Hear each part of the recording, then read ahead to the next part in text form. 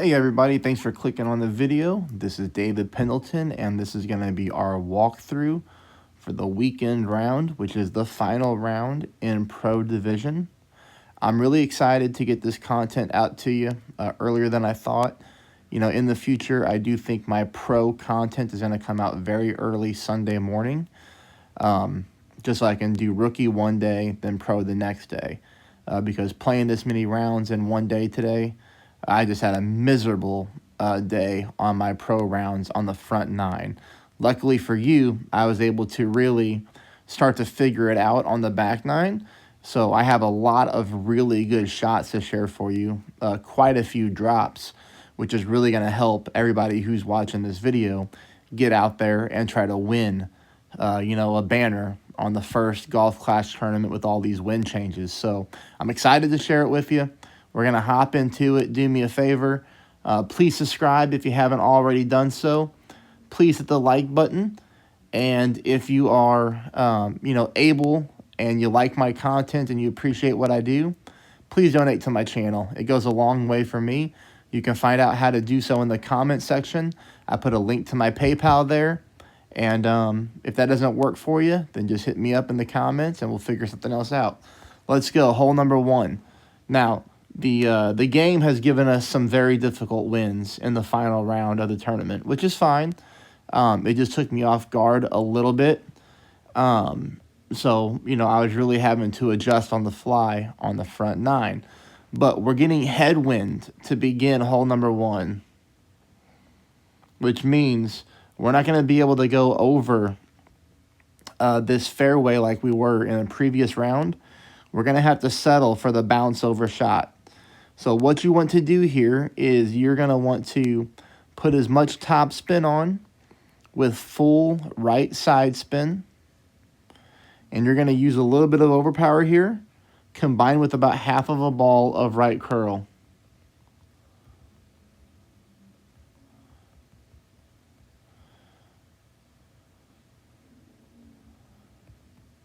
And as you can see here, we're still able to really push this ball up the fairway, leaving us for a very short wedge shot to get ourselves started up for a very good eagle on hole number 1. Now we're going to go into hole number 2. Hole number 2 is always a hole that I'm very confident on. And, with just this wind right here, again, we're talking about another headwind shot. It was requiring a pretty heavy offset, so it took me 2 shots to even figure out what to start doing. But 4 bars of backspin with 1 bar of side spin. And then I want you to notice here where I am positioning, because I do think if you're able to copy this detail, you're going to be able to get yourself a hole-in-one and probably pretty repeatable, because I started to get really close. But notice after I adjust my spin, I got a little bit of my red ring in the rough. But most importantly, look at my ball guideline. Look at the very tip there. Notice how it's just aiming through the corner of that dark green square, and the final tip is in the light green square. And we're a full square over to the right of the pin, and that's just the way this is bouncing with this wind. 10% elevation pull, and as always, minimum distance of my sniper on this hole.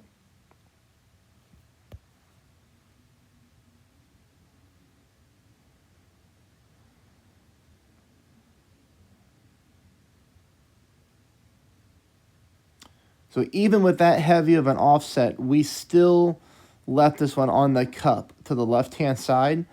So we know this spin is good. We need to just move this over just a hair more to the right, and we're going to be in really good shape. So I wish you all the best of luck with that hole. I know several of you watching are going to pick up a hole-in-one, and, I'm happy for you. I wish I would have got one. Hole number 3, a difficult wind as it's blowing left to right and more headwind. So what you're going to want to do here is we want to apply full left side spin with 4 bars of top spin with our extra mile. Now, when you go to set this shot up, I want you to set up down here, right underneath that rough patch and to the right of the trees. I want your ball guideline to be fully developed. But if I were to move my target over to the left any more than what it is, it would start to be in the tree branches, and we don't want that to begin with. Because when we push our rings here or pull our rings, we're gonna get an undeveloped ball guideline, but that's gonna be okay. So as you can see here, because of the way the wind is pointing, I push my rings instead of pull. This is a 3.8 ring pull, 10% elevation, no overpower, very important, but I do want you to go max left curl. You can see here, there was no fear of hitting the tree branches and no fear of rolling into the rough. Now, that leaves us with shot number 2. Shot number 2, again, is more headwind. And learn from my mistake. On my very first shot today, with a perfect ball, I ended up clipping these tree branches. Even with a fully developed ball guideline, I just didn't realize I was that close to the branches. So I set up my shot as I normally do with backspin and my ball guideline fully on the green.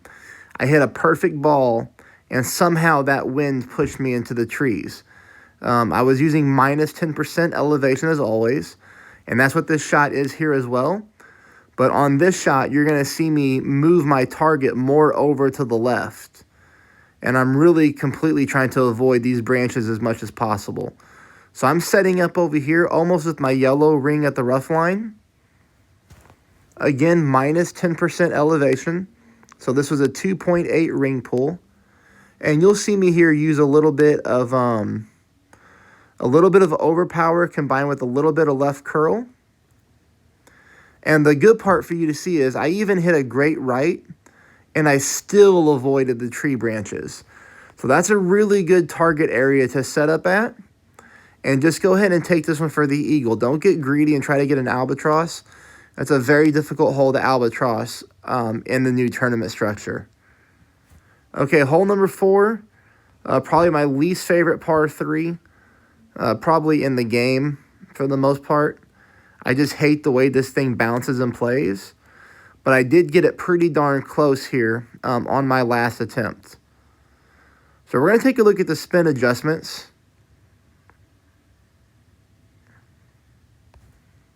And ultimately, that's what I settled on, right?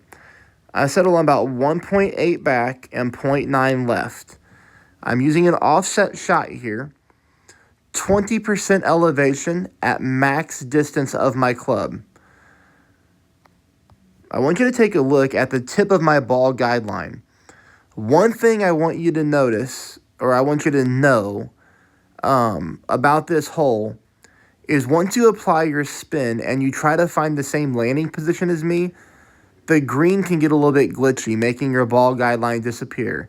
I do want you to find this spot where your ball guideline is fully developed. As you can see, I have it right there, fully developed. I'm aiming to the left of the hole. At the end of the day, we need this to be more left, okay? Not a whole lot, and you're going to see that we barely missed this shot. 20% elevation, and I'm using baby left curl on this shot. And when I say baby left curl, that means I move my ball slightly over until it starts to touch the adjustment target, and I'll show you what I mean. But that's pretty freaking close on this hole, and we know the backspin was perfect. Okay, so that's baby left curl right there. The left edge of my ball is just touching the inside of the target adjustment zone. All right, hole number 5. The game really threw a curveball at us and made this shot difficult. I was not prepared for it on the front 9. I took a par on this hole. I haven't parred a hole in forever in a tournament, it feels like, and this one got me. So, moving forward in the future, I'm going to do a little bit more studying before I make my video. But the good news is you're going to be able to learn from my mistake, or you can do what I did on the back 9. So this is my first shot on the back 9. I decided to go with a berserker. The only thing I want to warn you on is I only got 6.8 mile per hour wind. When I went to do this shot on my other account, I got 8.3 miles an hour.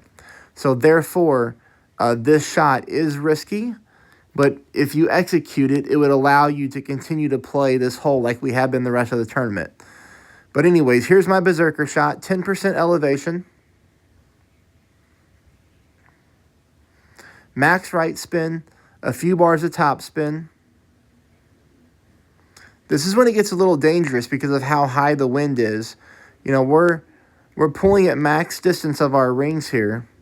I'm using a little bit of overpower with a little bit of right curl. And at this point, we really have to hit a perfect ball, which we do. But you can see here, I mean, this was a very risky shot. And, you know, I missed a lot of things. I missed clipping in the rough on the first bounce and on the rollout. But ultimately, we land on the fairway. That's what we're looking to do. Now, from here, you know, I took my normal shot with 10% elevation.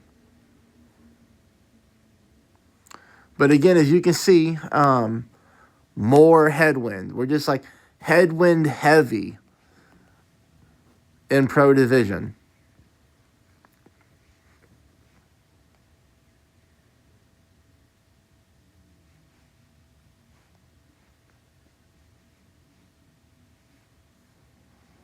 You know, and really not even close. So what I decided to try to do is use one of these balls Golf Clash just gave us for free. So I'm not going to consider this a money ball since they gave it to us for free. That's why I'm using it here. I went heavy with the backspin and full right spin with my quarterback. And then what I did was I basically put the end of my ball guideline right up on the rough line there. You see that? I pulled it at 10%. I pulled it at max distance of my quarterback.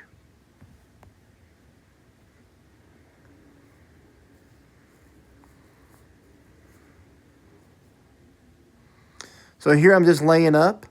A little bit too heavy with the backspin. We would really like to get, you know, that extra yards there and get closer up to that rough. But regardless, it left me with a sniper shot here.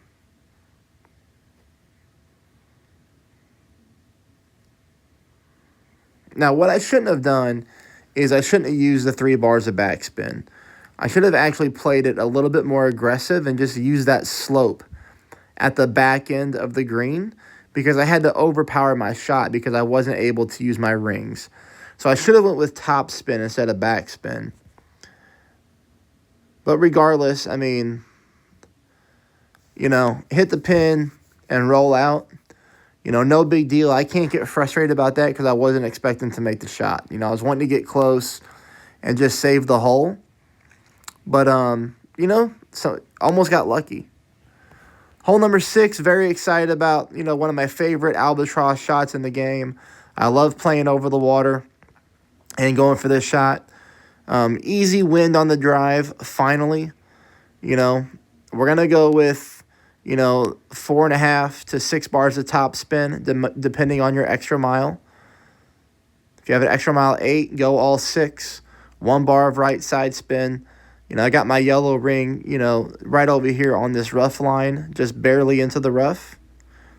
20% elevation pull. Perfect ball, and this is really a beautiful drive. This is exactly where we want to be when it comes to this drive. I mean, right-hand side, top of the fairway, you know, in this little nook. This is great. It's going to leave us with a max distance albatross opportunity. 3.8 bars of backspin when you execute the drive like I did. No side spin. Go ahead and offset just like this. So take a look at where I'm at. My ball guideline is almost touching the edge of the cup. This is with over 5 mile an hour wind. If you get under 5 mile per hour wind, I want you to use the same backspin, but I want you to aim into the cup, favoring the right-hand side of the cup. So not dead center of the pin, but inside the cup, right-hand side of the cup. On this shot, I'm outside of the cup, right-hand side. And we're dead center. You know, I've gotten very good at offsetting this shot as the tournaments go. So there's another albatross for us. And go out there and get it, everybody. Very excited about that hole. Okay, hole number 7. Straight tailwind. Straight tailwind, we play it from the right-hand side like we have in previous tournaments. We're going to use our right side spin combined with top spin. So for me, I go full right side spin. And then I just stretch this thing out until I got the ball guide line in the hole. But because of the tailwind push, notice, let me go back because it's going to be really important. You need to kind of take a look at this right here.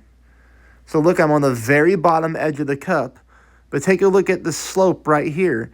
You know, notice my whole ball guide line is sloping very nicely down and into the cup, bottom left-hand side of the cup.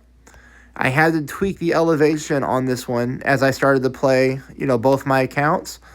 Minus 10% at maximum distance of your quarterback. So even though we're not at max distance, we're going minus 10% at max distance of your quarterback. Every time I took this shot, I kept coming in at the top of the pin.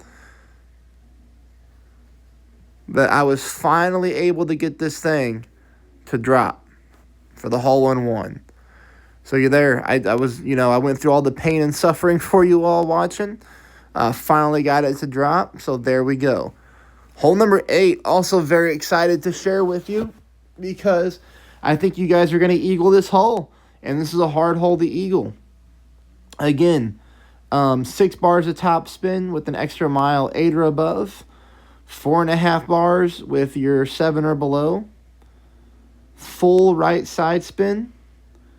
Overpower and full right curl. We are wanting to blast this ball as high up of the fairway as we can and as far right as we can. But we did get more headwind again. 10% elevation pull on the drive. This thing comes in really nice. You know, this is where we need to be. And then I really want you to pay attention to these next 2 shots. 20% elevation. I want you to pull it at maximum distance of your club. Okay. All right. So notice here where I line up at. I line up with my yellow ring almost in the hole, okay? Like almost like a dunk. But obviously I'm not trying to dunk this ball. But I'm just to the left of the pin and just short of the pin. So right there. Pull this at 20%, yada, yada, yada. We'll just fast forward.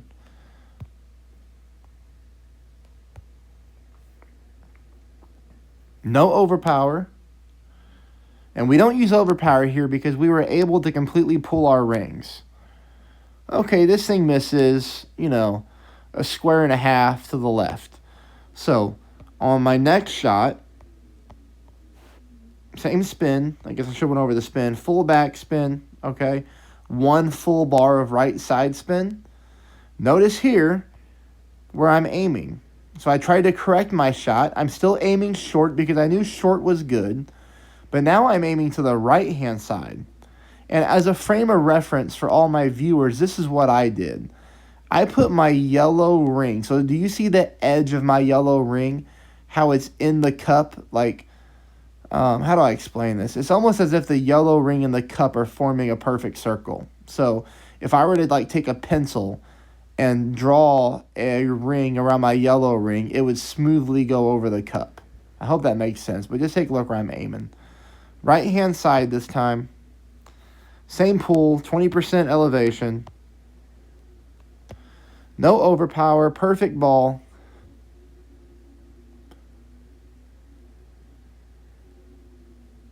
And we almost snuck it in there. So all we know that we have to do now is just move that over, you know, a hair to the left. And you guys are going to be dead on. You know, you're going to be dead on. So I'm really excited for the comments to see how you all do with this hole. You know, but picking up an eagle on this is a huge, huge advantage over the competition. Brings in the hole number 9. Hole number 9, pretty straightforward wind. Everybody knows how to play it at this point. What I would say is you can go 1 bar of top spin. You can go 1 bar of right side spin. And that top spin is just going to help us get as much distance as possible. 10% pull.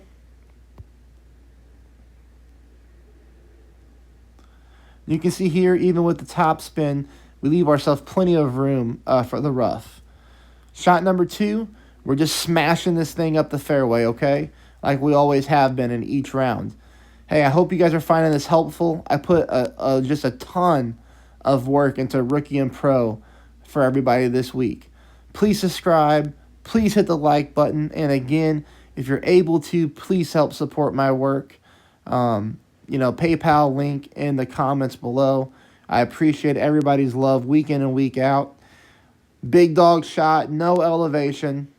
Again, we're just looking to slam this baby up as high up the fairway as we can.